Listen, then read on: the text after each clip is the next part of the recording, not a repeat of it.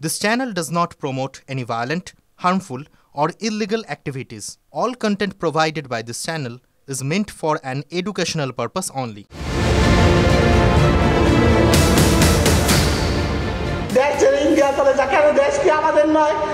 দেশের জন্য কি আমার বাচ্চারা যুদ্ধ করেনি?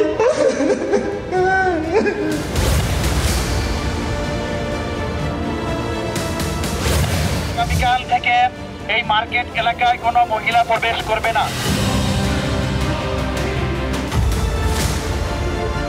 না, আমাদের স্বাধীনতা নাই। স্বাধীনভাবে তো থাকা সম্ভব না। সিঁদুর পরা আছে বলে মার্কিং হয়ে যায়। হয়।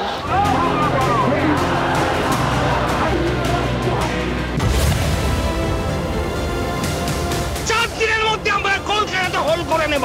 ভারত তো দূরের কথা, আমেরিকা আমাদের সাথে টিকবে না ইনশাআল্লাহ। আমরা কলকাতা, 7 সিস্টার, আগরতলা সবকিছু নিয়ে টান দেব।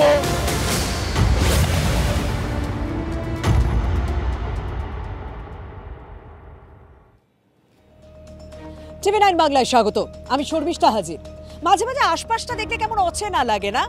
কারণ এই বাংলাদেশ, চেনা বাংলাদেশের ছবিটা তো পাল্টে গেছে। যে বাংলাদেশের সঙ্গে আমাদের বন্ধুত্বপূর্ণ সম্পর্ক ছিল, সেই বাংলাদেশ তো পাল্টে গেছে। কারণ বাংলাদেশের মৌলবাদী বা কট্টরপন্থী সংগঠনগুলো এখন ভারতের বাংলা, বিহার, ওড়িশা দখলের হুঙ্কার, হুঁশিয়ারি দিয়ে যাচ্ছে।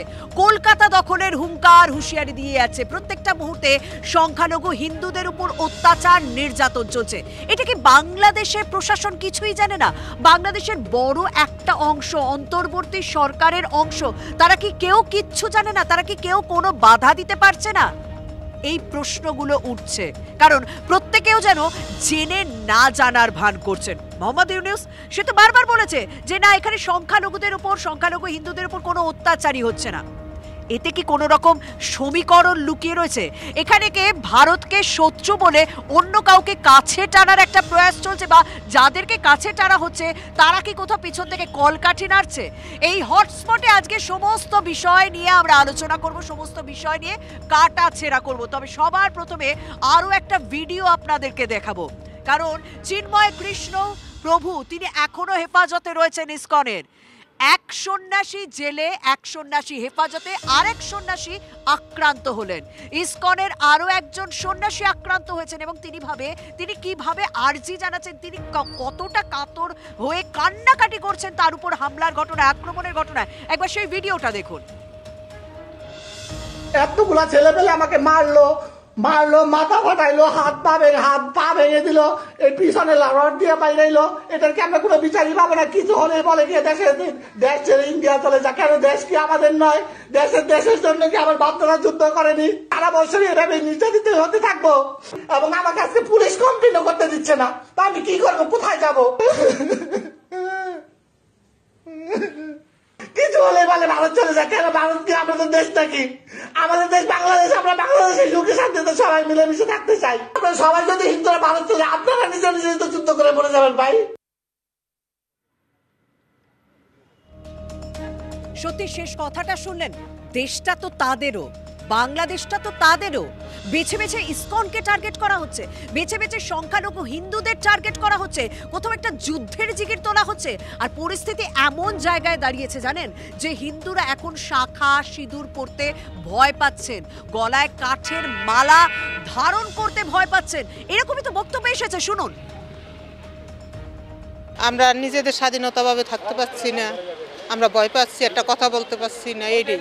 আমরা কিছু করতে পারি না। আমরা যদি মনে করি যে এখন আমরা একটা বাড়ি করবো, তা করতে পারবো না, জমি কিনতে পারবো না, তাহলে আমাদের উপর হামলা হবে। আমরা তো আবার বাঁচতে পারবো না। কেন বাঁচতে পারবেন না? কেন ভয় থাকে তো সবসময়। কিসের ভয়? ভয়টা কিসের বলুন? আরে ও মাসিমা, এখানে কোনো সমস্যা নেই, বলুন না, ভয়টা কিসের? ওখানে সমস্যাগুলো তো মেটাতে হবে। এই জানে বলে যখন সেখানে যায় তোমাকে আমাকে ছেলেরা চাকরি করতে। আপনার রাস্তাঘাটে বেরোতে কিসের ভয়? একটু বার হই আর কি, বেরো হই আমরা, তবু একটু আতঙ্ক থাকছে। মানে সিঁদুর পরা আছে বলে মার্কিং হয়ে যায়? হয়। হ্যাঁ, তাতে কি হয়? হিন্দু মানুষ আমরা, অত্যাচার করে না। শুনলেন শুনলেন বক্তব্য।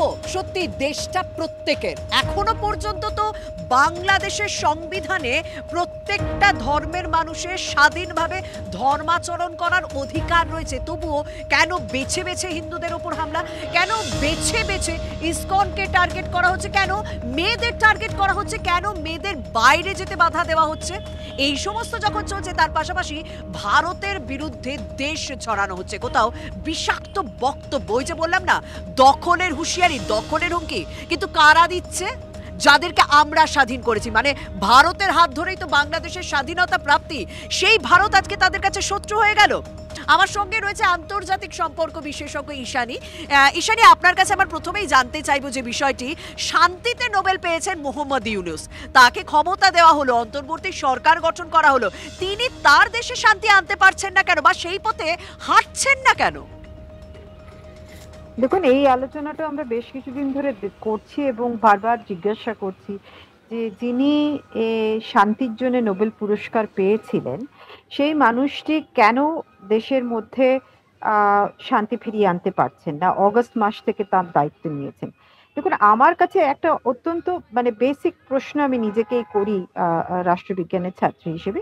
তিনি খুব একজন পণ্ডিত মানুষ, তিনি একজন খুব নামি দামি অর্থনীতিবিদ, তিনি মাইক্রো ফিন্যান্স নিয়ে বাংলাদেশের অর্থনৈতিক উন্নতির ক্ষেত্রে তার অনেক অবদান আছে।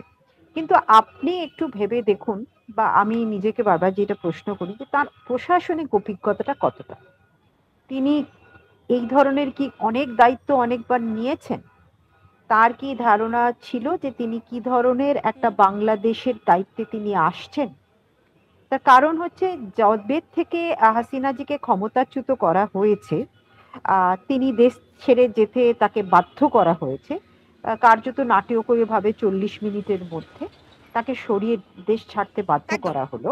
তারপর থেকে যে ঘটনাক্রম ঘটছে, সেই ঘটনাক্রমের মধ্যে ভায়োলেন্স অর্থাৎ হিংসা, এবং হিংসা প্রথমে রাজনৈতিক হিংসা, এবং রাজনৈতিক হিংসার নেপথ্যে আস্তে আস্তে সাম্প্রদায়িক হিংসা, মৌলবাদী শক্তিরা যে আরো বেশি শক্তিধর হয়ে পড়ছে, এবং তারা তাদের শক্তি যে আস্তে আস্তে রাজনৈতিক শক্তিতে পরিণত হচ্ছে, এই জিনিসটা কিন্তু বিগত 3 মাস ধরে আরো উচ্চাঙ্গ স্বরে সামনে এসেছে। কাজেই আমার কাছে প্রশ্নটা একদম আরো স্বাভাবিকভাবে উদ্বেগও বাড়াচ্ছে।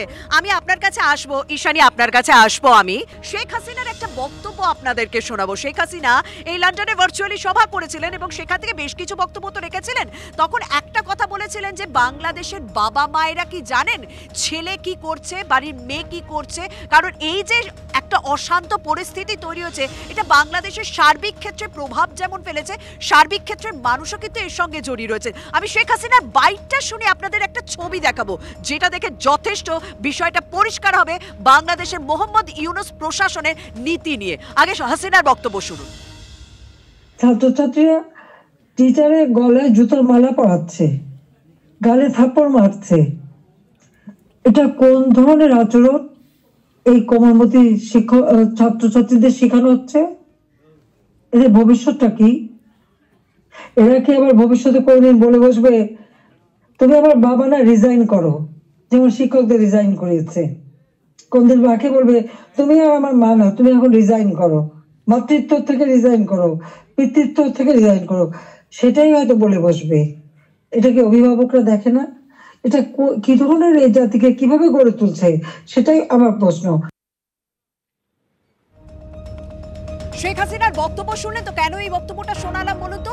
বেশ কয়েকদিন ধরে কিছু ছবি ভাইরাল হচ্ছে। আজকে আরো একটা ছবি এসেছে, বাংলাদেশের মাঝ রাস্তায় জেহাদি পতাকা নিয়ে স্কেটিং চলছে। বুঝতে পারছেন তো?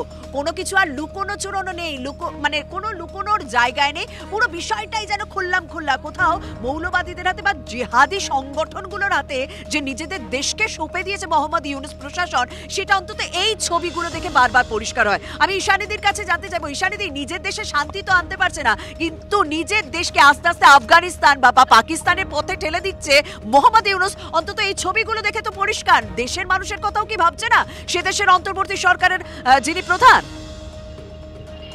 দেখুন, আপনার সঙ্গে যিনি সহবক্তা আছেন আমি তার সঙ্গে খানিকটা সহমত পোষণ করছি। যে পরিস্থিতি এখন তৈরি হয়েছে, বর্তমান যে বিগত আমরা দিন 15 ধরে যে ঘটনা দেখছি, বিশেষ করে চিন্ময় প্রভুকে গ্রেপ্তারের পর থেকে এবং ইসকনকে নির্দিষ্টভাবে চিহ্নিত করে তার সঙ্গে যারা যুক্ত আছে হিন্দু সম্প্রদায়ের মানুষজনকে আক্রমণ করা, তাদের সম্পত্তি ধ্বংস করা, তাদের ক্ষতি করা, এই যে ন্যারেটিভটা আস্তে আস্তে আরো বেশি জোরদার হচ্ছে, তাতে দুটো জিনিস খুব পরিষ্কার হচ্ছে। একটা হচ্ছে যে এই একটা কৌশল তৈরি হয়েছে, যে কৌশলটা বেসিক্যালি চেষ্টা করা দেশের মধ্যে মৌলবাদী শক্তিগুলোকে আরো শক্তিধর করা, এবং যারা এতদিন ধরে এতটা ফ্রন্ট লাইনে অর্থাৎ সামনে এসে এই কথাগুলি বলতে পারেনি, সেই কথাগুলো আরো স্পষ্টতার সঙ্গে এবং আরো অধ্যত্বের সঙ্গে এবং আরো হিংস্রতার সঙ্গে সেটা প্রকাশ পাচ্ছে। এখন ইউনূস সরকার দুটো অবস্থান হতে পারে। একটা হচ্ছে যে তিনি সত্যি এই বিষয়টা মানে সম্বন্ধে এতটা তার ধারণা ছিল না, যার জন্য আমি বলছি তার প্রশাসনিক অভিজ্ঞতা কতটা আছে এটা আমার কাছে একটা সংশয়ের ব্যাপার। তিনি এই ধরনের যে একটা বিস্ফোরক পরিস্থিতি তৈরি হবে সেইটা এই পুরো বিষয়টাই এই যে সাম্প্রদায়িক একটা যে অশান্ত তৈরি করা পরিস্থিতি বা সাম্প্রদায়িক চিন্তা ভাবনা যে বাংলাদেশের মাথায় রয়েছে, মৌলবাদী সংগঠন বা কট্টরবাদী সংগঠনগুলোর মাথায় রয়েছে, এটা অন্তত পরিষ্কার মানে ছাই চাপা আগুনের মতন ছিল। এবার ছাইটা সরেছে, মানে শেখ হাসিনা সরেছে, মোহাম্মদ ইউনূস এসেছে, এবার প্রবল ভাবে সেগুলো চাগাড় দিচ্ছে। আমার হাতে খুব কম সময়, ঈশানীদি আপনি কিছু বলতে চাইছেন? হ্যাঁ, আমি আরেকটা কথা বলছি।